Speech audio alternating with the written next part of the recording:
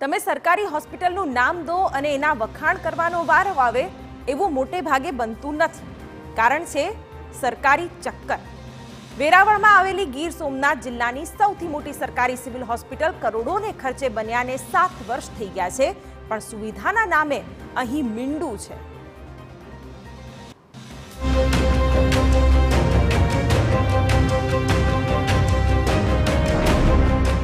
આ છે ગીર સોમનાથના વડા મથક વેરાવળમાં આવેલી જિલ્લાની સૌથી મોટી સિવિલ હોસ્પિટલ. આમ તો એ જિલ્લાભરના લોકોની સુખાકારી માટે કરોડોના ખર્ચે 2017માં ખુલ્લી મૂકવામાં આવી છે, પણ હોસ્પિટલનો જે મુખ્ય હેતુ છે લોકોની સુખાકારીનો એ જ ભૂલાઈ ગયો છે. હોસ્પિટલમાં રેડિયોલોજિસ્ટ ડોક્ટર નથી, સીટી સ્કેન સોનોગ્રાફી મશીન નથી, MRI મશીન હજી આવ્યું નથી, બ્લડ બેંકની પણ સુવિધા નથી. 7 વર્ષથી તપાસના જરૂરી સાધનો વગર ચાલે છે કામ. પેરેલાઇઝ થઈ જાય કે કઈ બી મોટી મેજર પ્રોબ્લેમ આવે તો એમાં MRI ને સીટી સ્કેન જેનો ખર્ચ 5 થી 7 હજાર રૂપિયા થઈ શકે.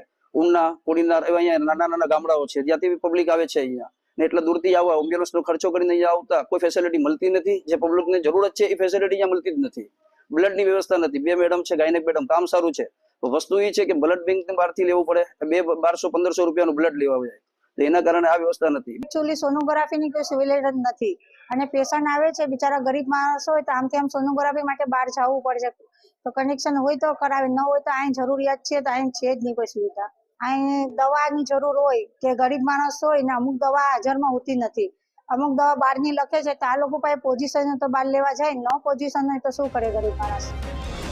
અહીંયા ડોક્ટર્સની તો નિમણૂક કરવામાં આવી છે, પણ તેમને નિદાન માટેના સાધનો આપવાનું જાણે સરકાર ભૂલી ગઈ હોય એવો દર્દીઓનો આક્ષેપ છે.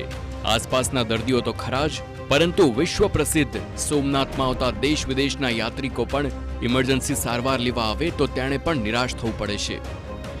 હું કાલે રાતના એડમિટ છે મારી મિસેસને લઈને. આજે બાબાની દવા લઈને હું બહારથી દવા લેવી પડી. ડ્રોપ હતા, જે શરદીમાં ડ્રોપ હોય છે એ ડ્રોપ આવ્યો ઉપલબ્ધ નથી. એ લોકોએ ના પાડી કે આવ્યો દવા નથી, તમારે બહારથી લેવી પડે તમારે. સાધનો વગર દર્દીઓએ મોંઘી તપાસ કરાવવા ક્યાં જવું એ એક મોટો સવાલ છે.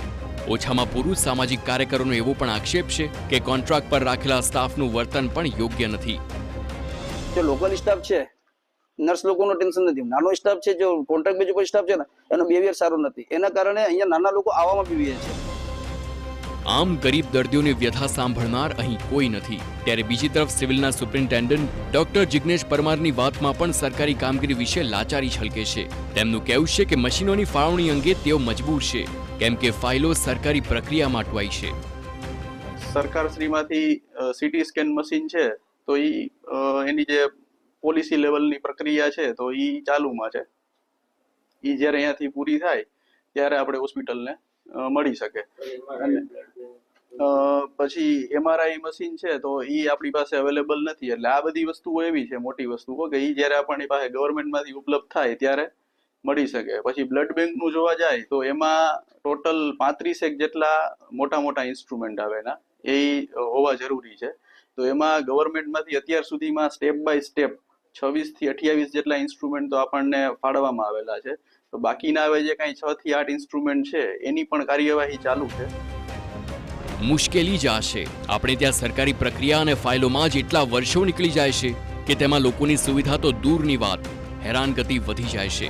અહીંના લોકોનો આક્ષેપ છે કે ગરીબ અને લાચાર દર્દીઓ પૈસાના અભાવે તો અહીં સરકારી હોસ્પિટલમાં આવે છે, પણ તેમણે ના છૂટકે ખાનગી હોસ્પિટલમાં જઈ પૈસા ખર્ચવા પડે છે, અને એ પણ 7 વર્ષે પણ એ જ હાલત છે. તો પછી આવી હોસ્પિટલનો અર્થ શું? યોગેશ જોશી, TV9, ગીર સોમનાથ.